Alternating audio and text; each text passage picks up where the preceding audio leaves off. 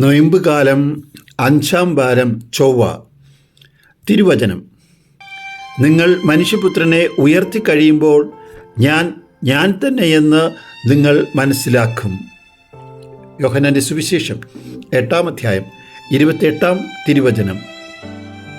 മനുഷ്യരക്ഷയ്ക്ക് വേണ്ടിയുള്ള യേശുവിൻ്റെ ബലി പാടുപീഡകളോട് കൂടിയ കുരിശുമരണം വഴി ആയിരുന്നു.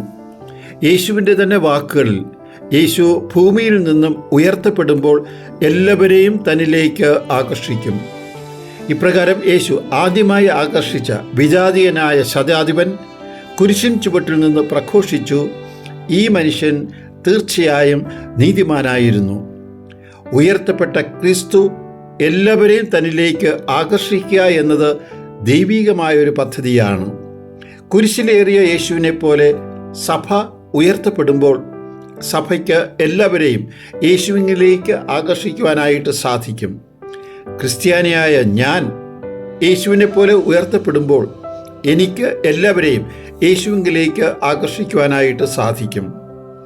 അപ്പോസ്തലന്മാർ തുടങ്ങി വച്ച രക്തസാക്ഷിത്വത്തിൻ്റെ നിര നീണ്ടുപോയപ്പോൾ 2-ാം നൂറ്റാണ്ടിൽ ജീവിച്ചിരുന്ന ചിന്തകനായ തെർത്തുല്യൻ എഴുതി: രക്തസാക്ഷികളുടെ രക്തമാണ് സഭ വളരുന്നതിന് വേണ്ടിയുള്ള വിത്തുകൾ.